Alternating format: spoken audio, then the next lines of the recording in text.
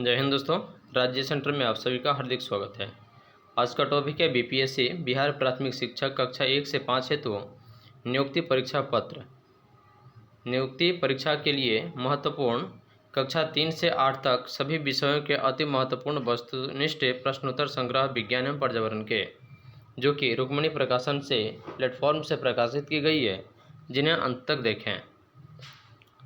प्रश्न संख्या पहला, जब एक ही किस्म के पौधे प्रश्न है जब एक ही किस्म के पौधे किसी स्थान पर बड़े पैमाने पर नियमित रूप से उगाए जाते हैं तो उससे क्या कहते हैं। जब एक ही फसल को जब एक ही किस्म के पौधे किसी स्थान पर बड़े पैमाने पर जब नियमित रूप से उगाए जाते हैं उसे हम क्या कहते हैं। इसका सही उत्तर होगा option number B. Option number B फसल। ऑप्शन नंबर बी फसल।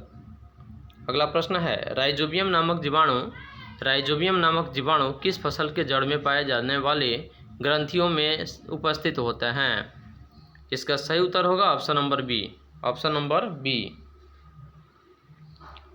फलीदार फसल, यानी कि जितने फलीदार, जैसे खास करके यह राइजोबियम नामक जीवाणु दलहन पौधा के जड़ में पाया जाता है, जो कि फसल के लिए काफ़ी महत्वपूर्ण और उपजाऊ होता है। प्रश्न संख्या 3, ग्रीष्म ऋतु में लगाई जाने वाली फसल कौन सी है। ग्रीष्म ऋतु में लगाई जाने वाली फसल कौन सी है। सही उत्तर है ऑप्शन नंबर सी जायद फसल।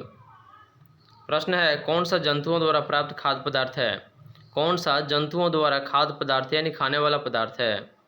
सही उत्तर है ऑप्शन नंबर बी शहद। ऑप्शन नंबर बी शहद। इनमें से कौन सा रेशेदार फसल है। इनमें से कौन सा रेशेदार फसल है। रेशेदार फसल का मतलब होता है जिनके फसल से रेशा तैयार होता है, वैसे ही फसल को रेशेदार फसल कहते हैं। जैसे इसका ऑप्शन हो जाएगा जूट, नारियल, कपास, यानी कि इसका सही उत्तर हो जाएगा ई ऑप्शन, यानी कि उपयुक्त में से एक से अधिक, क्योंकि जूट, कपास और नारियल से रेशेदार निकाला जाता है। प्रश्न संख्या 6, फसल चक्रण से मिट्टी की उर्वरता पर क्या प्रभाव पड़ता है। फसल चक्रण से मिट्टी की उर्वरता पर क्या प्रभाव पड़ता है। सही उत्तर है ऑप्शन नंबर ए बढ़ जाती है। ऑप्शन नंबर ए बढ़ जाती है। मिट्टी को उलटने पलटने एवं पोला करने की प्रक्रिया को क्या कहते हैं। मिट्टी को उलटने पलटने एवं पोला करने की प्रक्रिया को क्या कहते हैं। इसका सही उत्तर है option number C. Option number C जुताई। दानों को भूसे से अलग करना क्या कहलाता है। दानों यानी कि अनाज के दाना को भूसा से अलग करने की प्रक्रिया को क्या कहते हैं। सही उत्तर है option number B threshing. Option number B threshing. इनमें से कौन सा खरपतवार का उदाहरण है। खरपतवार का उदाहरण कौन है। ऑप्शन नंबर बी गाजर घास। गाजर घास जो है यह खरपतवार का उदाहरण है।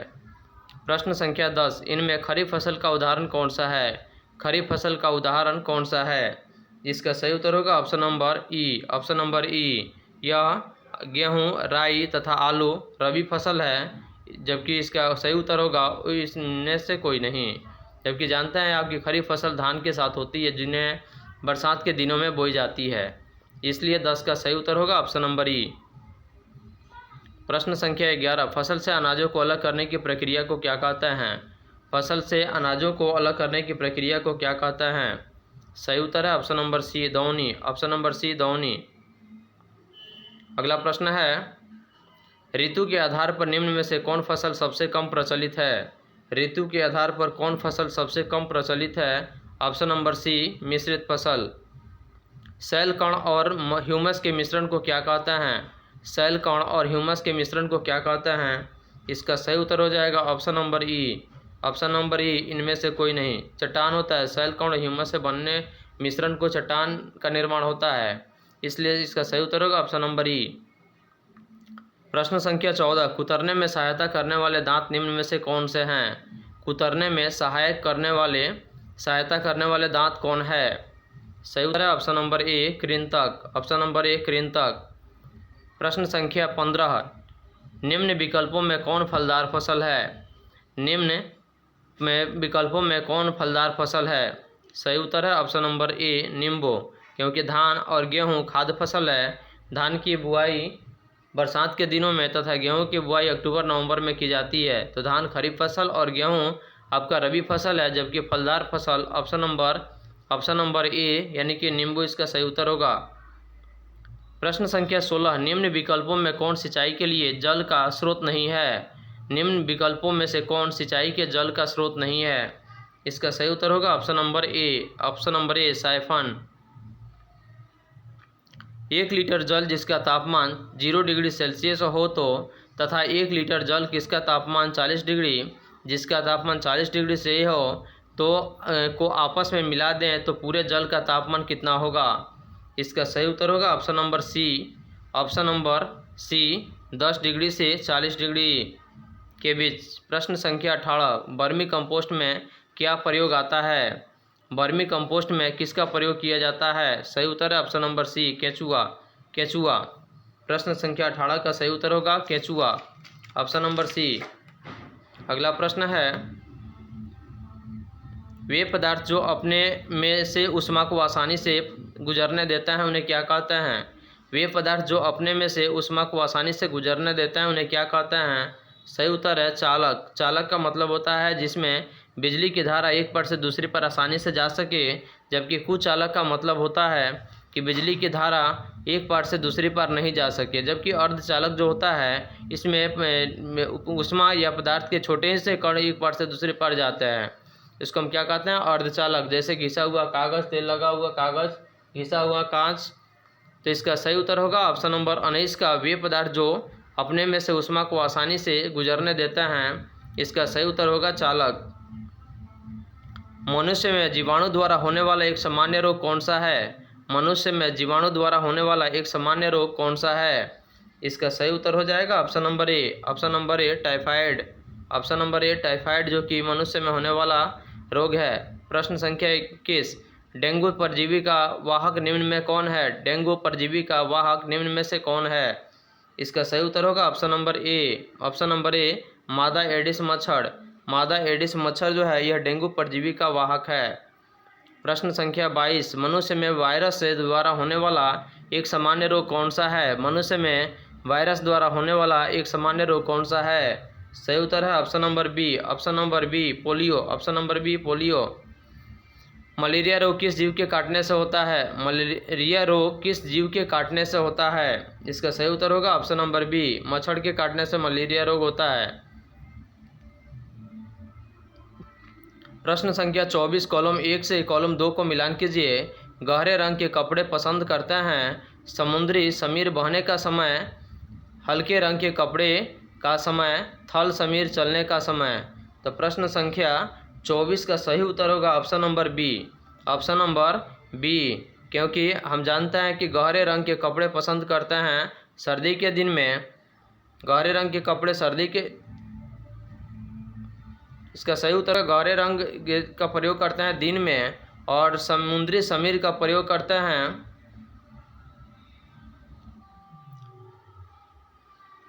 इसका सही उत्तर होगा प्रश्न संख्या 24 का ऑप्शन नंबर बी, यानी कि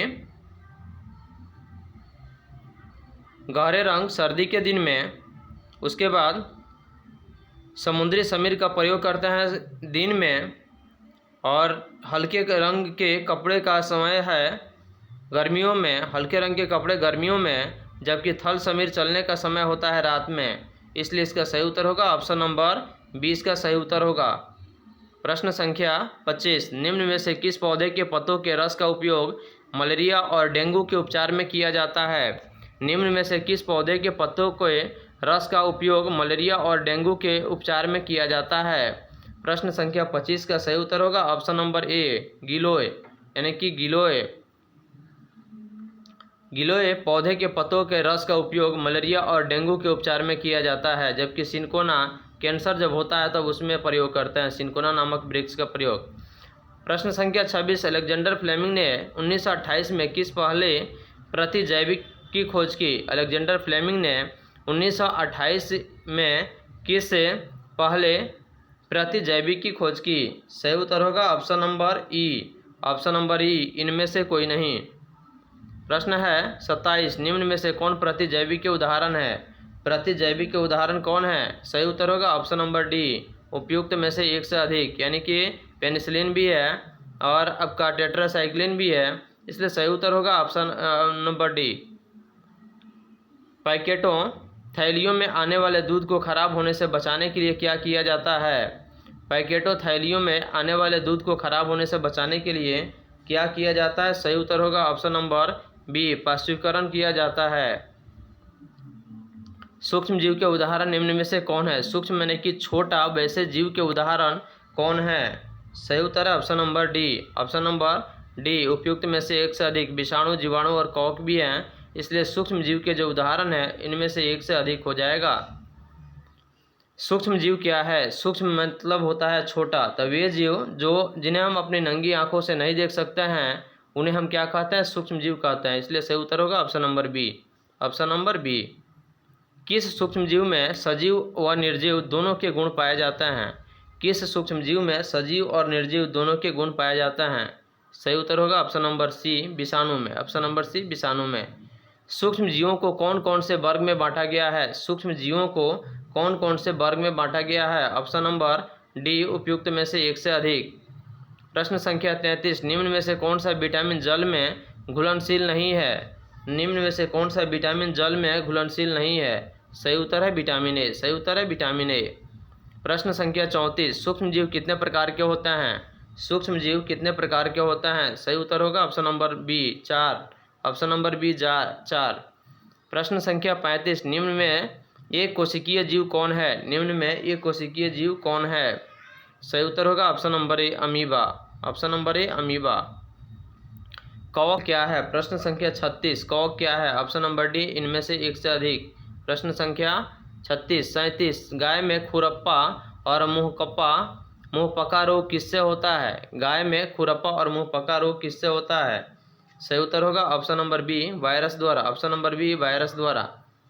जीवाणु किस प्रकार के जीव होते हैं? जीवाणु किस प्रकार के जीव होते हैं?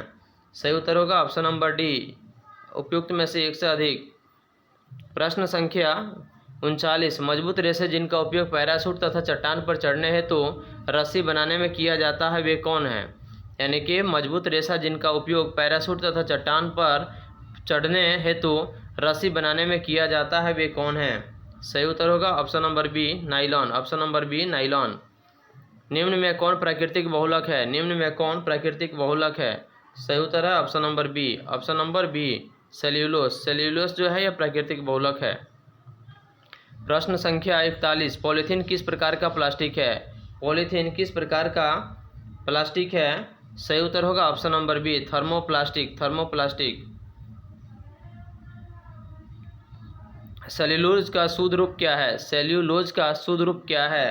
प्रश्न संख्या 42 का सही उत्तर होगा ऑप्शन नंबर ए, कागज। ऑप्शन नंबर ए, कागज। मानव शरीर का सामान्य तापमान कितना होता है? मानव शरीर का सामान्य तापमान कितना होता है? प्रश्न संख्या 43 का सही उत्तर होगा option number B, 37 degree Celsius. प्रश्न संख्या 44, टेफ्लॉन क्या है? टेफ्लॉन क्या है? सही उत्तर होगा ऑप्शन नंबर बी, संश्लेषित रेशा। बैकेलाइट क्या है? प्रश्न संख्या 45 का सही उत्तर होगा option number C. Option number C, thermosetting plastic.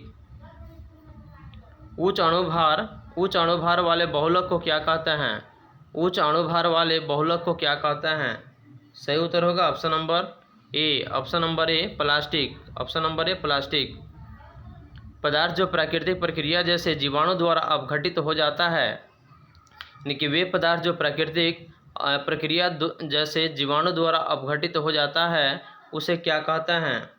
सही उत्तर होगा ऑप्शन नंबर ए, जैव निम्नीकरणीय। रेयान किस प्रकार का रेशा है? रेयान किस प्रकार का रेशा है? संश्लेषित। ऑप्शन नंबर बी, संश्लेषित रेशा। कपड़े किस प्रकार से प्राप्त होते हैं? कपड़े किस प्रकार से प्राप्त होते हैं? सही उत्तर है option number C. Option number C, प्राकृतिक स्रोतों से प्राप्त रेशों से और कृत्रिम रेशों से प्राप्त रेशों से। ऑप्शन नंबर सी इसका सही उत्तर होगा। निम्नलिखित में से कौन सा थर्मोप्लास्टिक नहीं है? निम्नलिखित में से कौन सा थर्मोप्लास्टिक नहीं है? सही उत्तर होगा option number B, bakelite. Option number B, bakelite. रेशे कितने प्रकार के होते हैं? रेशे कितने प्रकार के होते हैं? सही उत्तर है ऑप्शन नंबर ए, 2 प्रकार के होते हैं। कृत्रिम रेशम किस प्रकार बनाया जाता है? कृत्रिम रेशम किस प्रकार बनाया जाता है? सही उत्तर होगा ऑप्शन नंबर ई, इनमें से कोई नहीं, इनमें से कोई नहीं। कल कारखानों में निर्मित रेशों को क्या कहता है? ऑप्शन नंबर ए मानव निर्मित, ऑप्शन नंबर बी मानव निर्मित और संश्लेषित, ऑप्शन नंबर सी संश्लेषित, ऑप्शन नंबर डी उपयुक्त में से एक से अधिक, ऑप्शन नंबर ई इनमें से कोई नहीं। प्रश्न संख्या 53 का सही उत्तर होगा option number B, option number B मानव निर्मित और संश्लेषित। निम्नलिखित में कौन प्राकृतिक रेशा है? निम्नलिखित में कौन प्राकृतिक रेशा है? सही उत्तर है ऑप्शन नंबर सी ऊन, ऑप्शन नंबर सी ऊन। संश्लेषित रेशे छोटी इकाइयों से बने होते हैं जिन्हें क्या कहते हैं? प्रश्न संख्या 55 का सही उत्तर होगा ऑप्शन नंबर ए, एक अलग बोलते हैं, क्या कहता है? एक अलग बोलते हैं। प्रश्न संख्या 56, एस्पिनरेट निम्न में से किस प्रकार के या किस कार्य के लिए प्रयुक्त किया जाता है? सही उत्तर होगा ऑप्शन नंबर बी धागा बनाने के लिए, ऑप्शन नंबर बी धागा बनाने के लिए। कपास एक बहुलक है जिसे यह किससे निर्मित होता है? कपास एक बहुलक है जो किससे निर्मित होता है? प्रश्न संख्या 57 का सही उत्तर होगा ऑप्शन नंबर सी सेल्यूलोज का। निम्न में से कौन मानव निर्मित रेशा है? निम्न में से कौन मानव निर्मित रेशा है? प्रश्न संख्या 58 का ऑप्शन होगा सी, सही उत्तर होगा सी। निम्न में सबसे अधिक सक्रिय धातु कौन है? निम्न में सबसे अधिक सक्रिय धातु कौन है? प्रश्न संख्या 59 का सही उत्तर होगा ऑप्शन नंबर ए पोटेशियम।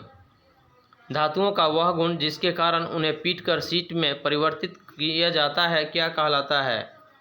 धातुओं का वह गुण जिसके कारण उन्हें पीटकर शीट में परिवर्तित किया जाता है, यानी कि बदला जाता है, उन्हें क्या कहते हैं? प्रश्न संख्या 60 का सही उत्तर होगा ऑप्शन नंबर सी आघातवर्धनीयता। निम्नांकित में कौन सा धातु नहीं है? निम्नांकित में कौन सा धातु नहीं है? प्रश्न संख्या 61 का सही उत्तर होगा option number C sulphur, option number C sulphur. धातुओं के किस गुण के कारण उनके तार खींचे जा सकते हैं? धातुओं के किस गुण के कारण उनके तार खींचे जा सकते हैं? सही उत्तर है ऑप्शन नंबर ए लचीलापन, यानी कि तन्यता के कारण। निम्नांकित में से किस धातु को चाकू से काटा जा सकता है? निम्नांकित में से किस धातु को चाकू से काटा जा सकता है? ऑप्शन नंबर सी सोडियम को। सबसे कम सक्रिय धातु कौन है? सबसे कम सक्रिय धातु कौन है? सही उत्तर है ऑप्शन नंबर बी फास्फोरस सबसे अधिक सक्रिय धातु है। प्रश्न संख्या 65, निम्न में कौन सा धातु है जो द्रव अवस्था में पाया जाता है? निम्न में कौन सा धातु है जो द्रव अवस्था में पाया जाता है? प्रश्न संख्या 65 का सही उत्तर होगा ऑप्शन नंबर बी पारा। एक उच्च आघातवर्धनीय धातु जिसका उपयोग खाद्य पदार्थों को पैक करने के लिए किया जाता है। सही उत्तर है ऑप्शन नंबर ए एल्यूमिनियम का। प्रश्न संख्या 67, इनमें से कौन ठंडे जल के साथ तेजी से अभिक्रिया करती है? इनमें से कौन ठंडे जल के साथ तेजी से अभिक्रिया करती है? सही उत्तर होगा ऑप्शन नंबर बी सोडियम। प्रश्न है निम्न किस अधातु में चमक पाई जाती है? किस अधातु में चमक पाई जाती है? सही उत्तर है ऑप्शन नंबर बी आयोडीन में। वह कौन सा अधातु है जो विद्युत का सुचालक है? वह कौन सा अधातु है जो विद्युत का सुचालक है? सही उत्तर होगा ऑप्शन नंबर ए ग्रेफाइट। जबकि प्लास्टिक और लकड़ी यह विद्युत का कुचालक है। प्रश्न संख्या 70, कॉपर का बर्तन की सतह पर जमा हुआ हरा पदार्थ क्या होता है? कॉपर का बर्तन की सतह पर जमा हुआ हरा पदार्थ क्या होता है? प्रश्न संख्या 70 का सही उत्तर होगा option number A copper hydroxide और कॉपर कार्बोनेट। प्रश्न संख्या 71, निम्नलिखित में से किसको पीटकर पतली चादरों में परिवर्तित किया जा सकता है? निम्नलिखित में से किसको पीटकर पतली चादरों में परिवर्तित किया जा सकता है? सही उत्तर होगा ऑप्शन नंबर ए जिंक को। धातुओं के ऑक्साइड की प्रकृति क्या होता है? धातुओं के ऑक्साइड की प्रकृति क्या होता है? सही उत्तर है ऑप्शन नंबर बी क्षारकीय। फास्फोरस को कहाँ रखा जाता है? फास्फोरस को कहाँ रखा जाता है? सही उत्तर है इसका ऑप्शन नंबर बी जल में रखा जाता है। ऊष्मा के स्रोत और गर्म वस्तु के बीच बिना किसी संपर्क के ऊष्मा के स्थानांतरण की प्रक्रिया क्या कहलाती है? ऊष्मा के स्रोत और गर्म वस्तु के बीच बिना किसी संपर्क के ऊष्मा के स्थानांतरण की प्रक्रिया क्या कहलाती है? प्रश्न संख्या 74 का सही उत्तर है ऑप्शन नंबर सी विकिरण। ऑप्शन नंबर सी विकिरण। काला सोना किसे कहते हैं? काला सोना किसे कहते हैं? सही उत्तर होगा ऑप्शन नंबर बी पेट्रोलियम को काला सोना कहते हैं। घरेलू ईंधन के रूप में किसका प्रयोग किया जाता है? घरेलू ईंधन के रूप में किसका प्रयोग किया जाता है? ऑप्शन नंबर बी एलपीजी का, जिसका पूरा नाम लिक्विफाइड पेट्रोलियम गैस है। इसके रिसाव का पता लगाने के लिए इसमें एथिल मार्केप्टन नामक रासायनिक पदार्थ को मिला दिया जाता है, जिससे रिसाव का पता चल जाता है। अगला प्रश्न है, जीवाश्म ईंधन के जलने से कौन सा प्रदूषण होता है? जीवाश्म ईंधन के जलने से कौन सा प्रदूषण होता है? वायु प्रदूषण। Option number A. वाहनों के लिए सबसे कम प्रदूषक ईंधन कौन है? वाहन के लिए सबसे कम प्रदूषक ईंधन कौन सा है? प्रश्न संख्या 78 का सही उत्तर होगा ऑप्शन नंबर सी संपीड़ित प्राकृतिक गैस, जिसको सीएनजी के नाम से जाना जाता है। कोयला को बनने में कितना समय लगता है? कोयला को बनने में कितना समय लगता है? सही उत्तर है ऑप्शन नंबर सी लाखों वर्ष। लाखों वर्ष। एक गहरे रंग का अप्रिय गंध वाला निम्न में से कौन है? एक गहरे रंग का अप्रिय गंध वाला पदार्थ कौन सा है? सही उत्तर है option number A petroleum. Option number A petroleum. अगला प्रश्न है, निम्न में कौन सा पदार्थ जीवाश्म ईंधन है? निम्न में कौन सा पदार्थ जीवाश्म ईंधन है? ऑप्शन नंबर ई इनमें से एक से अधिक या उपयुक्त में से कोई नहीं, यानी कि जीवाश्म ईंधन कौन है? भूतापीय ऊर्जा इनमें से कोई नहीं। ऑप्शन नंबर ए इसका सही उत्तर होगा। प्रश्न संख्या 82, इनमें से कौन सा संसाधन क्षय होने वाला नहीं है? क्षय मतलब होता है नष्ट होने वाला नहीं है। इसका सही उत्तर है ऑप्शन नंबर ई। ऑप्शन नंबर ई उपयुक्त में से कोई नहीं, क्योंकि खनिज, कोयला और पेट्रोलियम यह क्षय होने वाला पदार्थ है। प्राकृतिक गैस में मुख्यतः कौन सी गैस होती है? प्राकृतिक गैस में मुख्यतः कौन सी गैस होती है? सही उत्तर है ऑप्शन नंबर ए मीथेन।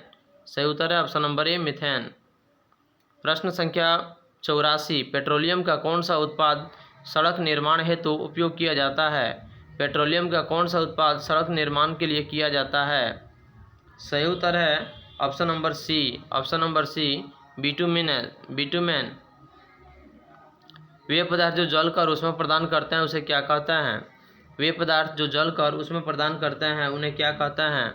ईंधन। ऑप्शन नंबर सी ईंधन। निम्न में कौन प्राकृतिक संसाधन नहीं है? प्लास्टिक, वायु, मृदा, उपयुक्त में से एक से अधिक, यानी कि सही उत्तर होगा ऑप्शन नंबर ए। प्लास्टिक जो है यह प्राकृतिक संसाधन नहीं है, जबकि मृदा यानी कि मिट्टी और वायु यह एक प्राकृतिक संसाधन है। जीवाश्म ईंधन किसे कहते हैं? प्रश्न संख्या 87, जीवाश्म ईंधन कैसे कहते हैं? ऑप्शन नंबर ए, जो सजीव प्राणियों के मृत अवशेषों से बना है उसी को हम जीवाश्म ईंधन कहते हैं। लाल तप्त कोक पर जलवाष्प प्रवाहित करने से कार्बन मोनोऑक्साइड एवं हाइड्रोजन गैस का मिश्रण प्राप्त होता है, इसे क्या कहते हैं? लाल तप्त कोक का जलवाष्प प्रवाहित करने से कार्बन मोनोऑक्साइड एवं हाइड्रोजन गैस का मिश्रण प्राप्त होता है, इसे क्या कहते हैं?